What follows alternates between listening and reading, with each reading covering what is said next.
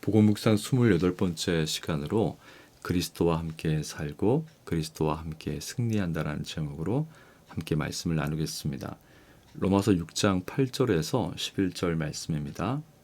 만일 우리가 그리스도와 함께 죽었으면 또한 그와 함께 살 줄을 믿노니 이는 그리스도께서 죽은 자 가운데서 살아나셨음에 다시 죽지 아니하시고 사망이 다시 그를 주장하지 못할 줄을 알미로라.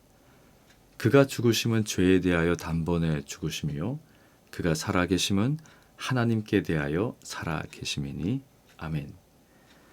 아담 안에서 우리가 죄인이 되었고 사망이 실제로 우리에게 나타난 것처럼 그리스도의 대속의 죽음이 나를 위한 것임을 믿는 자들은 실제로 예수님과 함께 죽었습니다. 그리스도의 죽음을 상징으로 생각하는 것과 실제로 내게 일어난 일이라는 것을 믿는 것은 완전히 다른 차이를 만듭니다. 상징은 추상적인 개념이나 사물을 구체적인 무엇인가로 표현하는 것입니다. 추상적인 개념인 평화가 어느 순간부터 비둘기라는 사물로 표현된 것처럼 말입니다. 기독교의 가르침 안에서 언제부터인지 그리스도의 죽으심을 십자가로 표현했습니다. 그래서 우리는 그리스도의 죽으심을 생각하면 가장 먼저 십자가를 떠올립니다. 하지만 그리스도의 죽으심과 함께 우리의 생각과 마음을 지배하는 것은 예수님께서 십자가에서 죽으셨을 때 나의 옛사람이 예수님과 함께 죽었다는 것을 깊이 받아들여야 합니다.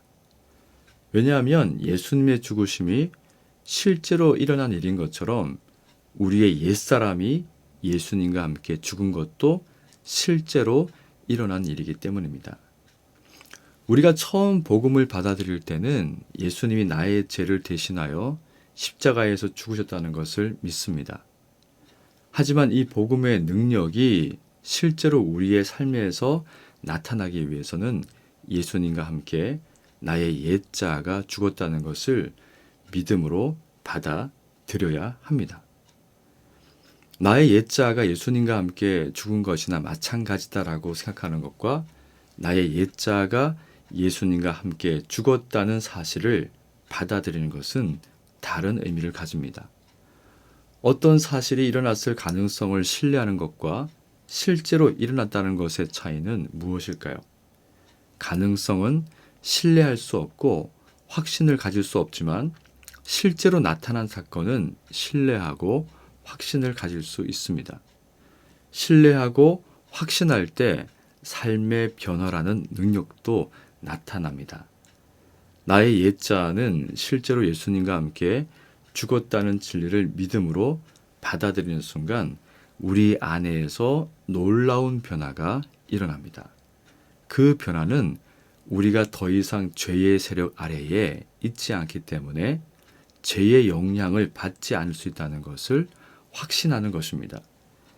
이 믿음에 대한 확신을 가지게 되면 죄의 유혹이 있을 때 나는 어쩔 수 없는 죄인이지, 죄를 지을 수밖에 없는 연약함이 있어라고 죄를 합리화하지 않고 나는 더 이상 죄의 세력 아래에 있지 않고 죄를 거부할 수 있는 권리가 있다는 것을 알기 때문에 죄를 물리칠 수 있는 변화가 일어납니다.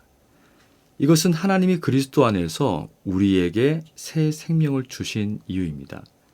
옛사람이 죽고 새 사람이 된 우리는 이제 하나님처럼 의로운 삶을 살 수 있습니다.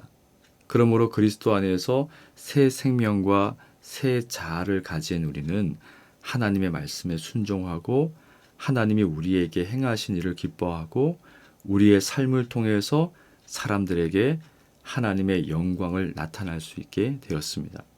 이제 우리는 그리스도 안에서 이 놀라운 삶을 살다가 영원한 집에 갈 수 있는 신분과 삶의 변화를 얻었습니다.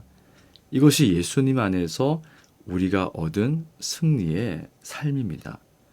그러나 우리 안에는 여전히 죄의 영향력이 남아 있습니다. 또한 우리가 받은 구원도 우리의 공로가 아니라 전적으로 예수님의 것이기 때문에 우리는 성령 안에서 그리스도의 공로를 의지하지 않으면 죄의 영향을 받게 됩니다. 그러므로 우리는 사나 죽으나 오직 그리스도 안에 연합되어 있어야 영원한 생명을 살 수 있습니다.